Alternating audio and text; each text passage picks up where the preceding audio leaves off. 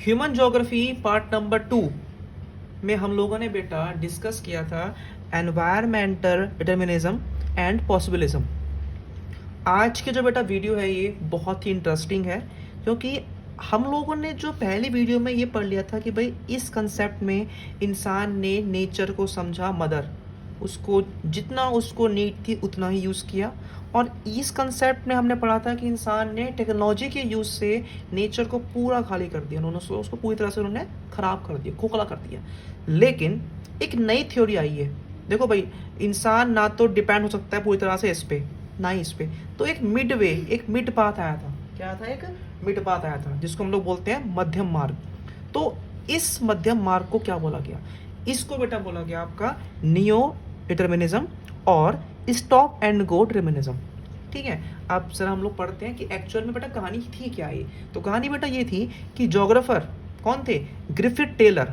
Griffith Taylor बोलते हैं, इन्होंने एक नया कंसेप्ट निकाला जिसका नाम था Griffith Taylor introduce another concept which reflects a middle path. मैं जो बोला था आपको बेटा कि मध्यम मार्ग निकाला उन्होंने। मध्यम मार्ग मीन्स कि ना तो ये ना ये, इसके बीच का रास्ता इन्होंने निकाला था।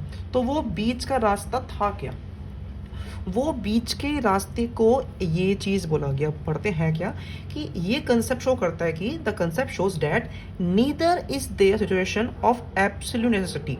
भाई ना तो ऐसे हालात हैं कि इंसान टोटली डिपेंड है नेचर पे, और ना ही ऐसी शर्तें हैं कि इंसान को पूरी तरीके से फ्रीडम मिल चुकी है प्रकृति को, नेचर को खराब करने की। Human beings can conquer nature by obeying it. ठीक है, अब सुनो इसका मतलब क्या है। इसका मतलब ये है कि भाई आप अगर एक तरीके से नेचर को यूज करते हो, आप अगर एक तरीके से एक सिस्टमैटिक वे में अगर आप नेचर को यूज करते हो, तो नेचर आपको डेफिनेटली हर एक चीज मुहैया करवाएगा। बट अगर आप बेधड़क लगे हुए हो, आपने तरक्की करे जा रहे हो, कोई मतलब नहीं है आपको, कोई फर्क नहीं पड़ रहा है नेचर से, तो डेफिनेटली आप उसको ओबे नहीं कर पाओगे, नेचर रिप्लाई भी करेगा आपको। जैसा कि अभी आप देख रहे हैं कि किस तरीके से तूफान आते हैं, साइक्लोन्स आते हैं, अर्थक्वेक आते हैं। क्यों आते हैं? बिकॉज इंसान ने नेचर को काफ़ी तरीके से खराब किया आपका।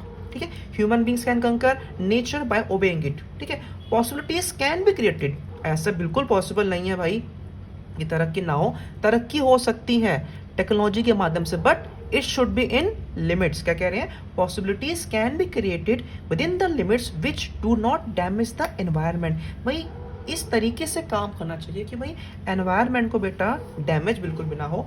And there is no free run without accidents. आप सभी जानते हैं बेटा एक चीज़ को, हर चीज़ की एक कीमत चुकानी होती है, हर एक वस्तु की एक अपनी कीमत होती है, और इंसान वो कीमत चुकाता ही है। चाहे आप विकास कर लो, चाहे आप किसी और चीज़ में पहुँच जाओ, इंसान ने हर एक चीज़ की कीमत चुकाई है। कभी कभार भारी कीमत, कभी कभार कीमत हल्की चुकाई है आपकी। ठीक है, तो ये जो है टेलर कहना चाह रहे हैं आपका। नेक्स्ट पॉइंट पे द फ्री रन। अब यहाँ पे फ्री रन मतलब क्या है कि भैया कुछ तो देना पड़ेगा आपको नेचर को। ठीक है ना, आप नेचर से इतना ले रहे हो, तो नेचर को आपने दिया एयर पोल्यूशन, वाटर पोल्यूशन, ठीक है, नॉइज पोल्यूशन, और नेचर ने आपको उसके बदले क्या दिया? नेचर ने आपको उसके बदले दे दिया green house effect, ozone layer depletion and global warming. आप सभी देख रहे हैं, इन सब के जिम्मेदार हम ही हैं एक तरह से आपका। The neo determinism conceptual attempts to bring balance. ठीक है ना, ये लोग कहना चाहें तो थ्योरी बेटा, ये जो आपने थ्योरी पढ़ी, इस कंसेप्ट का मतलब है कि एक तरीके से हम लोग, एक तरह से हम लोग बैलेंस मेंटेन करें। समझ रहे हो what is the meaning of balance? Balance means कि भाई ना तो हम डिपेंड हो पूरी तरीके से नेचर पे, और मतलब ज़रूरत तो है हमारी, और ना ही हम बेटा टेक्नोलॉजी का इतना इस्तेमाल कर दें कि नेचर को हम लोग एक्सप्लॉइट कर दें। ये यहाँ पे कह जा रहे हैं। फॉर एग्जांपल अगर मैं देखूँ आपको, अगर आप देखते हो हमारे 3 तरीके लाइट्स होती हैं आपकी। ये एक रेड लाइट होती है आपकी, एक होती है ग्रीन लाइट, एक होती है आपकी मिड लाइट, एम्बर लाइट। तो कहते हैं मतलब ये स्टॉप कराती है आपको, ये बोलती है गो, ये बोलती है रेडी। तो भैया तरक्की के दौर में आपको कहीं ना कहीं स्टॉप तो होना पड़ेगा, आपको रुकना पड़ेगा। रुकोगे नहीं, अगर चले जा रहे हो, और तो भैया एक रोड पे जिस तरीके से आप चल रहे हो और लोग भी चल रहे हैं, तो एक्सीडेंट तो होगा, और वहाँ पे आपकी जान की कीमत पता लगेगी आपको कि आपकी जान चली जाएगी। वैसे बेटा हमारा नेचर है, नेचर में आपको एक लिमिट में करना है। जो भी आप काम कर रहे हो एक लिमिट में करो, ठीक है, तभी पॉसिबिलिटी है कि नेचर को आप कंकर कर सको। ठीक है। तो भैया ये जो थे हमारे आपका जोग्राफर ग्रिफिथ टेलर, इन्होंने कहा था कि भैया एक बीच का रास्ता भी है जिसको हम लोग क्या बोलते हैं, नियो डिटर्मिनिज्म। ठीक है, आई होप बेटा आपको एक कंसेप्ट समझ में आ गया हो। शॉर्ट कंसेप्ट है बट कंसेप्ट बहुत इंपॉर्टेंट है। अगले जो बेटा दो कंसेप्ट हमारे आने वाले हैं वो इतने ज़रूरी नहीं है बट आपको पढ़ने चाहिए, और ये हमारा बेटा लास्ट पार्ट है इस चैप्टर का। तो नॉर्मल क्या कह रहे हैं, human geography through the quarters of time. ये ह्यूमन ज्योग्राफी कोई रातों रात नहीं हुई पैदा भाई, ये बहुत ओल्ड से चली आ रही है। मतलब ये पढ़नी है आपको एक्चुअल में क्या है, हुआ क्या था, इसका उत्पत्ति कहाँ से हुई थी, what's the origin of human geography. So process of adaptation, adjustment with and modification environment started with the appearance of human being। भाई इंसान जब से इस धरती पे है तब से ये कुछ ना कुछ कर रहा है धरती के साथ, छेड़खानी इसने शुरू से की और अब भुगत भी रहा है इंसान तो है। ठीक है, over the surface of the earth in different ecological niches. इंसान अपने प्राकृतिक रूप से अलग अलग तरीकों से, तौर तरीकों से ये छेड़खानी करता आया है और ये करता रहेगा भी। इसे फर्क नहीं है कि नेचर किस तरीके से रिप्लाई कर रहा है इसको, ये अपनी धुन में चला जा रहा है आपका। Human geography has its roots in history. अगर आपको ह्यूमन ज्योग्राफी को जानना है तो जड़ें जो है इसकी बेटा इतिहास में है। इसको पढ़ने के लिए बेटा आपको अपनी बुक का यूज़ करना पड़ेगा। तो इसके बेटा तीन तरीके हैं आपको, मतलब तीन मतलब आपके इंडेक्स बने हुए हैं एक तरह से, टाइम टेबल आपका। एक है आपका पीरियड, एक है आपका इसको पढ़ने की अप्रोचेस, और एक है बेटा इसके फीचर्स की। इसमें हम लोगों ने क्या बोला है आपका। तो बेटा इस चैप्टर के नोट्स आपको मिल जाएंगे आपके व्हाट्सएप पे, बट उससे पहले बेटा क्या करना है आपको, उससे पहले करना बेटा ये आपको अपनी बुक खोलनी है। बुक में एक आपका टेबल दिया हुआ है बेटा आपको। इस टेबल में बेटा आपको नजर उसमें नजर ऐसे आएगा। तो ये आपके पीरियड है, ठीक है, ये बेटा आपके पीरियड है, ये है आपकी अप्रोचेस और ये है उनके फीचर्स। एक या दो नंबर में बेटा आपसे जो है ये सवाल आपसे ये पूछ सकते हैं कि कहानी आपकी जो है ये है क्या। तो अगर हम बेटा ज़रा इसको देखें तो क्या पहला क्या आता है बेटा आपका, your first point is early colonial period. Early colonial period, ये जो पीरियड था इसमें एक्सप्लोरेशन और डिस्क्रिप्शन, यानी कि चीज़ों को उन्होंने एक्सप्लोर किया। ठीक है ना, उस समय अंग्रेज, इसमें आपके ब्रिटिशर्स थे, आपके पुर्तगाल के लोग थे, आपके फ्रेंच पीपल थे, इन्होंने डिस्कवरी की।